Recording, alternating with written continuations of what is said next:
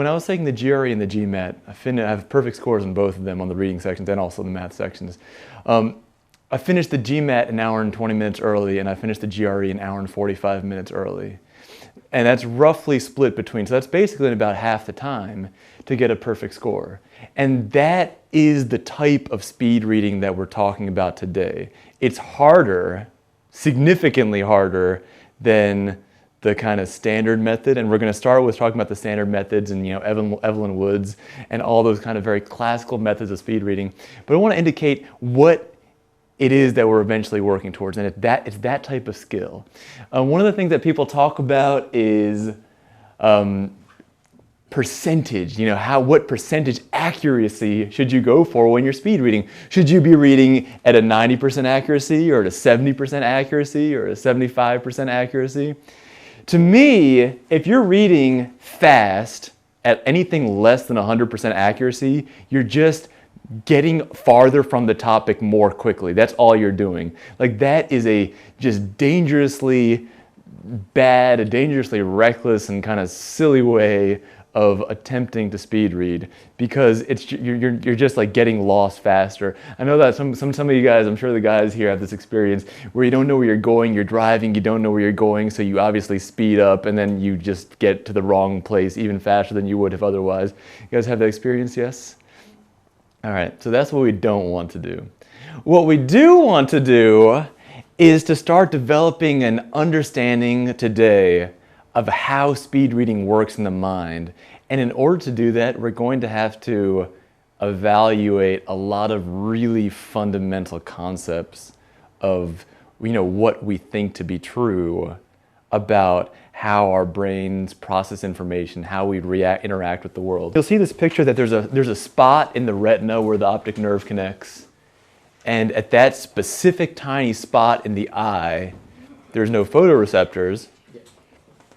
So at that very specific spot in the eye, we're not getting any incoming information. Now, the question isn't, why is there a blind spot? The question is, there is physically a blind spot. Why don't we see it? One of the things that we're going to talk about today is reading larger chunks of information. Instead of reading one word at a time, reading 2 words at a time, reading a clause at a time, or reading an entire sentence at a time, or reading a line at a time. And what you often hear people saying is that involves using your peripheral vision. I don't know if anybody's ever said that, or you've heard anybody say that about speed reading, that in speed reading you use your peripheral vision. That is just completely false. Your peripheral vision is here, it's to the side. It's only using your central vision, but it kind of feels like we're going to be on the peripheries of your central vision. You see the word cat in huge letters, and right below it you see an entire paragraph. In fact, the word cat is bigger than the paragraph. But if you try to look at the entire paragraph at the same time, it feels almost impossible. The edges get fuzzy. You can't see what's going on around the edges of the paragraph. If you look at any word, the words around it start to blur. So why are the edges starting to blur? It's not because it's out of your field of vision. It's right in the center of your vision. It couldn't be any more in the field of your vision than it already is. What's happening is your mind is actively blurring that. That's a process of your mind that your mind is doing on purpose. And the reason your mind is doing that is because it's trying to reduce the distractions. Because your mind's like, okay, we can read one word at a time, so let's read one word at a time and just kind of block out the rest so it's not disorienting. Does that make some kind of sense? I'm sure a lot of you guys have had this experience, those of you guys who drive, have had the experience where you're driving, you're looking at your cell phone, you're changing the radio, and all of a sudden, without thinking, without wanting to, your head snaps up just in time to avoid a collision. You guys want to know what I'm talking about? Now, how's that happening? That information is coming into your eyes, and your conscious mind is ignoring it.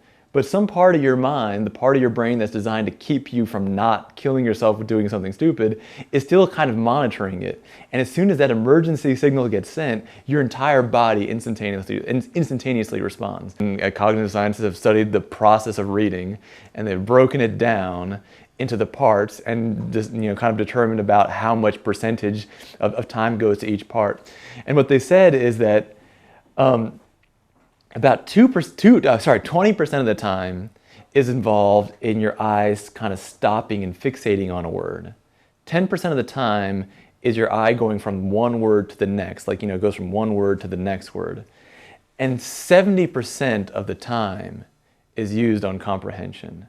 Now, if you're reading something complicated, that 70% becomes 90%. I mean, that 70% is just for average reading. Even for the simplest thing in the world, a newspaper, little kid's book, anything like that, that is going to be 70% there.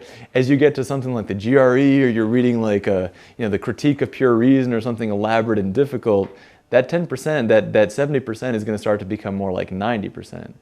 So one of the things that I'm a really strong believer in when it comes to speed reading is figuring out how can we start to work with that 70%. And that's really the heart of speed reading. There are certain eye exercises, and that's actually where we're going to start today, just learning how you're going to start to see little patterns in eye movements and things like that. But the real core of it comes from the processing, the learning. Yeah, it kind of jerks like that. Now again, that part of that goes back to that original point. We don't feel those jerks when your eyes are moving. Like, to you, it feels like it's moving smoothly, because again, you're getting visual information after it's been processed once. Like, you don't get the pure thing. So that's one thing, is just a quick reminder of that. The second thing, I just want you guys to understand some of the vocabulary. Those movements, those like herky-jerky movements, they're called either saccadic movements or just saccades for short. And that is one of the things that slows down reading a tiny little bit. And so our first drill is going to be something that's like historically very significant in speed reading. It's not going to by itself get you that much faster, but it might increase your speed a little bit. And it's like a very useful practical practice tool, because not only does it help reduce those saccades, those saccadic movements, but it also prevents that experience that sometimes you have where you're reading one line and you just forget which line, you kind of reread the same line, especially if you're tired, you read the same line like 15 times in a row. So this is just a useful drill. This was developed by Evelyn Woods, one of the real pioneers in speed reading. And it's the easiest drill we're going to do today, so we're just going to practice it for a little bit. Is this the question that sometimes people say is, how do you read so many words at a time? How can you read more than one word at a time? The idea sounds absurd. Now, this is something that we all do to a certain extent, but we just do it a little bit differently. If we're going to say, why are we reading so many words, what about the other direction? I mean, we read so many letters at a time, right? I mean, if you want to talk about speeding up your reading, let's talk about slowing it down. Instead of reading one word at a time, we could read one letter at a time, right? And if you try to do that, in fact, go ahead and try to do that right now and just see what that feels like. And this really gets to this idea that people say that there's a trade-off between speed and accuracy. There is no trade-off between speed and accuracy, because if there was, you can say just bring the speed as low as you can, your accuracy should be 100%. So if I read the following to you guys, MAIN space DRAWBACK space OFTHE. I mean, that's not like easier to understand. That's much harder to understand.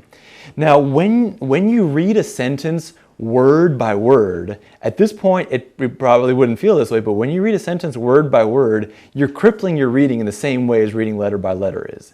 Because you're taking something that is a unit of language, a unit of thought is a sentence. Like, a word by itself is not a unit of thought. I mean, if I say like clown, I mean, what does that mean? Or, yesterday, or if I say like, duh, or just duh. Like, a word as an individual unit is meaningless. It can convey maybe an image, but it can't convey any kind of an idea. When you look at a sentence as separate as seven, as a 7-word sentence as 7 separate words, you're breaking it down too finely, basically. So what we need to start to do, and that's what these drills are going to help us do, is start to essentially think of the sentence, not just see the sentence, but think of the sentence as one unit. In the same way that the super athlete doesn't just look at one person, but is instead aware of all the players on the field. In that same way, we need to be able to do the same thing with a sentence. We don't just look at one word at a time, but instead the entire sentence as a unit. Now, this is going to be difficult. The moral of that story is probabilistic reading, where you just jumble up the words and read them however, breaks down, and it breaks down early, and it breaks down very quickly. It's not a good method. It's not a reliable method at all. It's a method that's very commonly taught. I disagree. This is an area where I strongly disagree with the way a lot of people teach speed reading, because it just doesn't work on anything hard. It works on everything easy and nothing hard. If you guys are taking this class just to learn how to read newspapers faster, then probabilistic reading is perfectly fine. It'll work for everything. And really the focus, the eye drills and stuff like that by the end of today you will be done and ready and able to do that pretty much. Those of you guys who are thinking about reading stuff that's a little bit more difficult, you will most decidedly not be done by the end of today. If I read the first half of a sentence and decide the second half just doesn't really matter that much, I get the sentence that says, "My dad bought my mom." That's a sentence. That's kind of an odd sentence. The next sentence, where I add the remaining 2 words of the sentence, it says, "My dad bought my mom a necklace." So there's a totally just different sentence, right? So it's not. So that's what I'm saying. Like and that's skipping like 2 words. The idea that people sometimes say is it's like speed reading is about finding which words to read and which words not to read or something like that is an insane method. You cannot leave out words because you will not get the same meaning. You won't get anything close to the same meaning. Some people say you can cross out prepositional phrases. That is insane. You cannot cross out prepositional phrases, because oftentimes the prepositional phrase tell you the whole point of the thing. Fred sat on a porcupine. On a porcupine as a prepositional phrase is not the same as Fred sat. If someone says, "Hey, Fred sat," you're like, "So? And why would I care?" Fred sat on a porcupine, totally different issue entirely. You can't cross out relative clauses. You can't cross out any part of the sentence, because the second you start doing that method of reading, as popular and as commonly taught as it is, and it's taught not just in speed reading classes, it's taught in reading classes, it's taught in SAT classes, it's taught in English classes, you cannot do that, because it is not going to give you the same sentence that you began with. It's going to give you something that's entirely different and entirely wrong. Does that make some kind of sense? So the next drill we're going to do is going to be an eye drill, and it's going to be weird, and it's going to be uncomfortable, and it's going to be strange. So I'm going to explain why we're doing that drill in the first place. The idea we're trying to do over here is we're trying to teach your mind that a sentence is the unit of language, not the word.